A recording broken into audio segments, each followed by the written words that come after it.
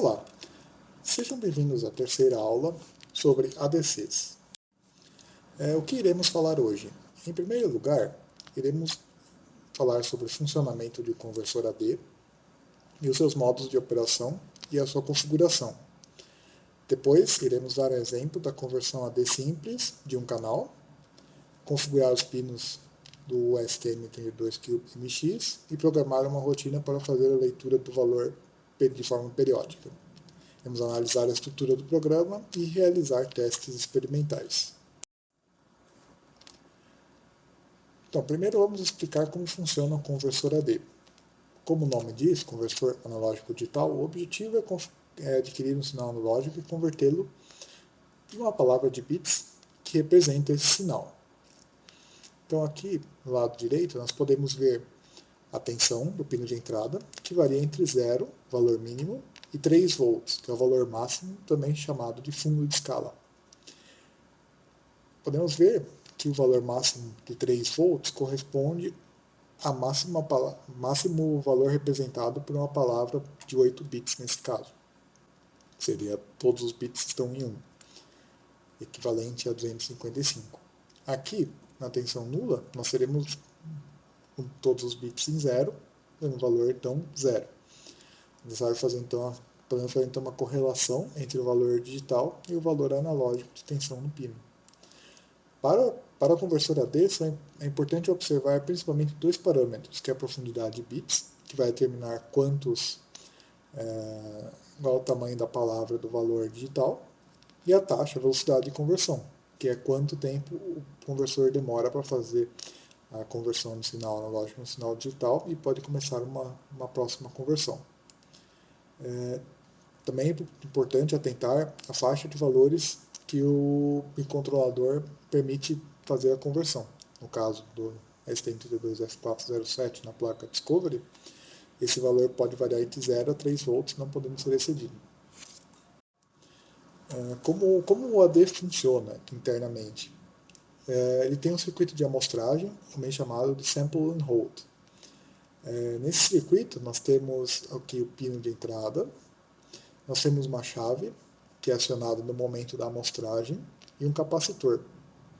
Então, quando essa chave fecha, o capacitor armazena o valor da tensão nele, e a chave é aberta novamente.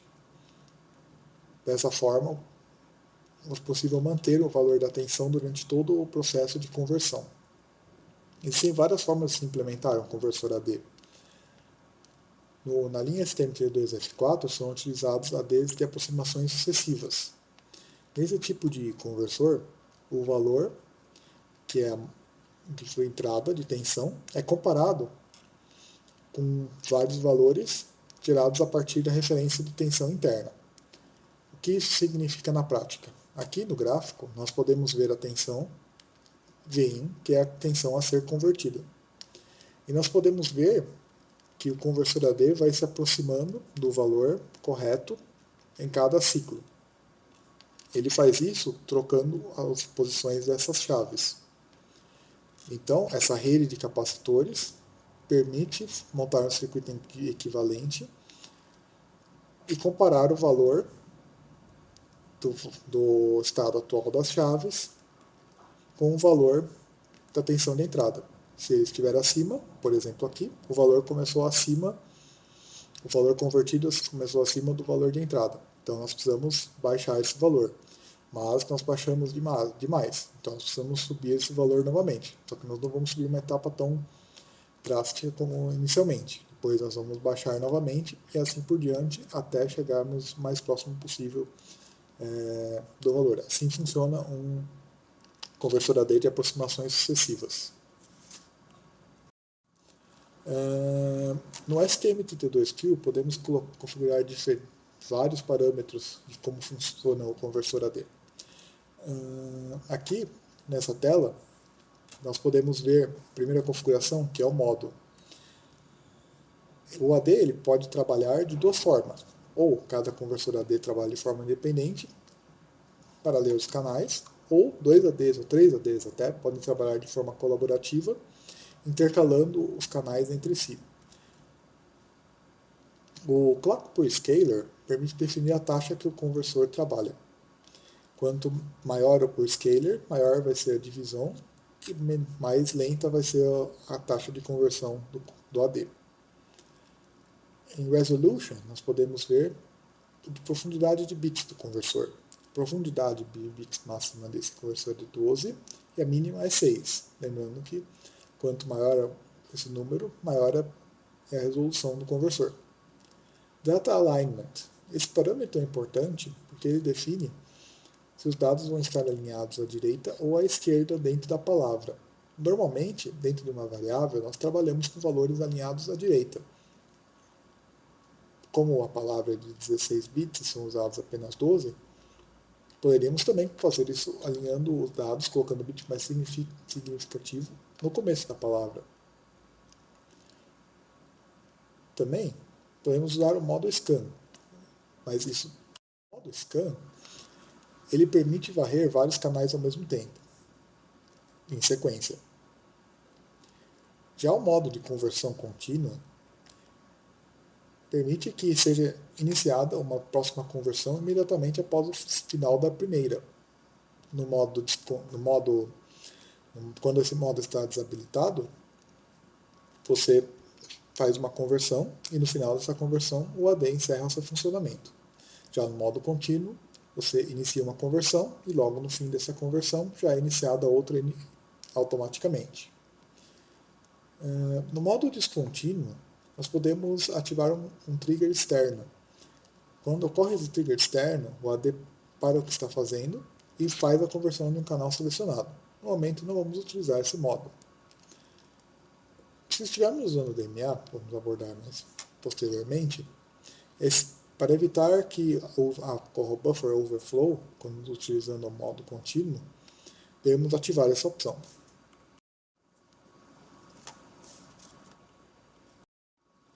Aqui, no End of Conversion Selection, podemos configurar qual tipo de sinalização que queremos para iniciar o fim da conversão do AD. O Number of Conversions permite selecionar o número de conversões que vão ser feitas em um scan. Aqui nesse caso vamos manter 1, por exemplo. E também aqui podemos, se estivermos usando um disparo externo, aqui podemos configurar qual que é o tipo de borda de subida ou borda de descida que irá fazer o disparo desse trigger. E aqui teremos uma lista dos canais, no caso aqui só temos um canal.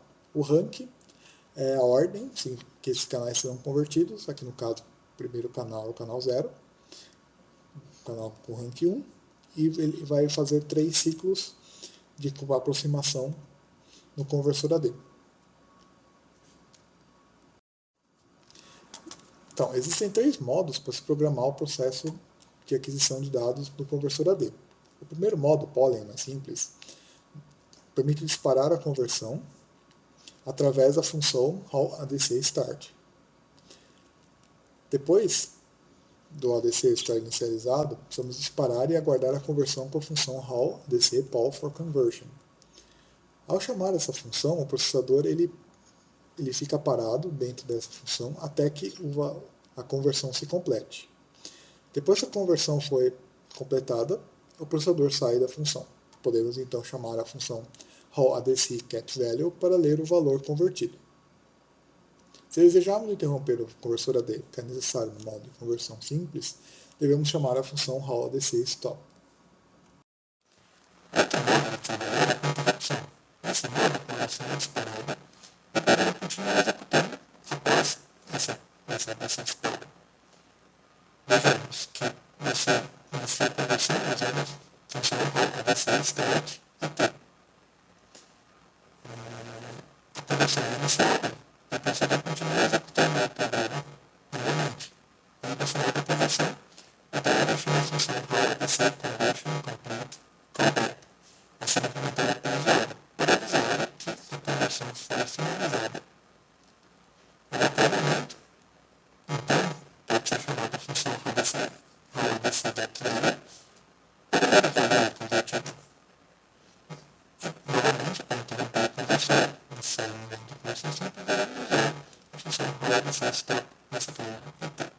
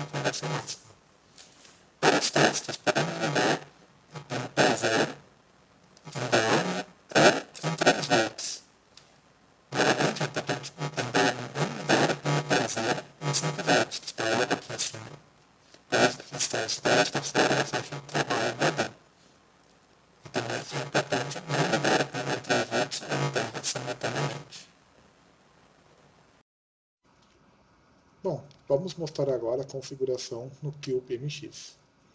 Aqui, nós ligamos o pino PA0 como o canal 0 do ADC1, como podemos ver aqui na lista de periféricos. Após fazer isso, também configuramos o clock principal do sistema para operar em 168 MHz, que é a frequência máxima. Para assim garantirmos a melhor performance. E na aba Configuration, vemos que apareceu a configuração de parâmetros para o ADC1. Estamos trabalhando apenas com um canal no modo independente.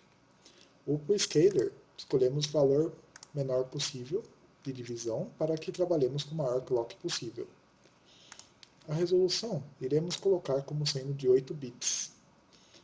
E iremos alinhar esse 8 bits dentro da palavra de 16 bits que a função retorna à direita. Isso é importante, porque se alinharmos ele à esquerda, teremos vários zeros e o valor será multiplicado por um fator. Então mantemos o default, que é alinhar à direita. Não estaremos usando o modo scan. O modo scan, como dissemos anteriormente, permite fazer a leitura de vários canais e uma conversão só. Nesse caso, só estaremos usando um canal, então não usamos modo scan. E também não estaremos usando modo contínuo. Novamente, lembrando, modo contínuo significa que o AD vai fazendo várias conversões uma seguida da outra. No caso, queremos que ele faça apenas uma conversão por vez, ou só um scan por vez, então estaremos habilitando esse modo. Não estaremos fazendo nenhuma conversão descontínua, nem estaremos fazendo nenhum uso de DNA, então vamos manter essas opções desabilitadas. E queremos finalizar o fim da conversão, End of Conversion, EOC, no final da conversão de um canal simples. Aqui temos apenas uma conversão a ser realizada. Se tivéssemos mais canais, poderemos aumentar o número de conversões e poderemos fazer, por exemplo, um scan de vários canais ativando esse modo. No caso, estamos com esse modo desativado, então vamos manter o número de conversões em 1. Como não temos nenhum parâmetro externo disparando a conversão. E aqui temos o canal que tem rank 1, ou seja, é o primeiro canal a ser convertido, lógico, o único canal que existe, que é o canal 0. E o tempo de amostragem, Sampling Time, que é o tempo ou número de ciclos em que é feita a aproximação sucessiva é definida aqui como 3 ciclos. Poderíamos colocar mais ciclos para aumentar a precisão, se necessário. Depois, sempre é importante verificar se estamos gerando o código para a IDS correta, ou o TrueStudio, e podemos, então, fazer a geração no código-fonte e, finalmente, abrir o projeto no TrueStudio. Bom, vamos agora abrir o projeto no TrueStudio e analisar o código-fonte gerado. Na função principal, podemos ver que primeiro são inicializados os drivers e o clock do sistema. E logo em seguida prossegue para as configurações dos periféricos. Vamos ver a função de inicialização do ADC. Podemos ver aqui que o Q gerou uma função que contém todos os parâmetros que vimos na tela antes. Inclusive, se quisermos fazer alguma alteração nele, sem precisar alterar no projeto Q, podemos fazer isso.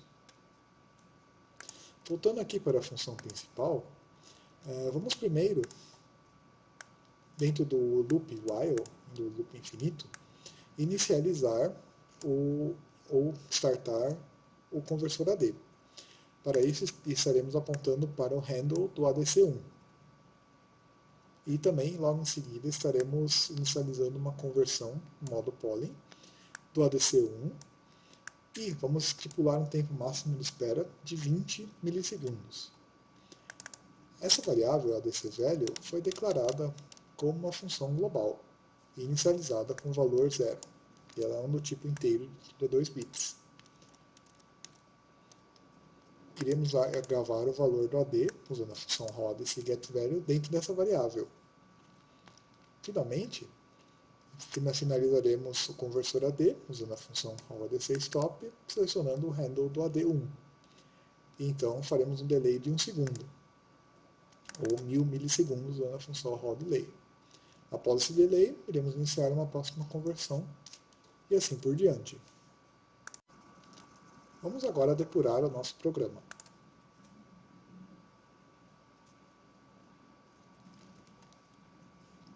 Vamos primeiro colocar um breakpoint neste ponto. Assim, porque queremos ver o valor de cada uma das conversões.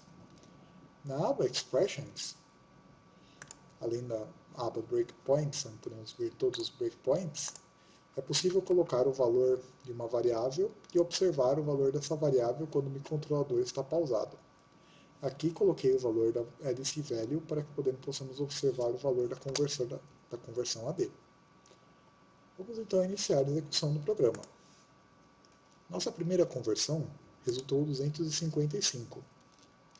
Podemos ver isso em número binário.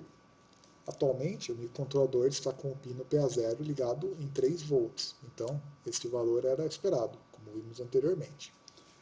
Agora, irei ligar o pino PA0 em ground e vamos ver o que acontece.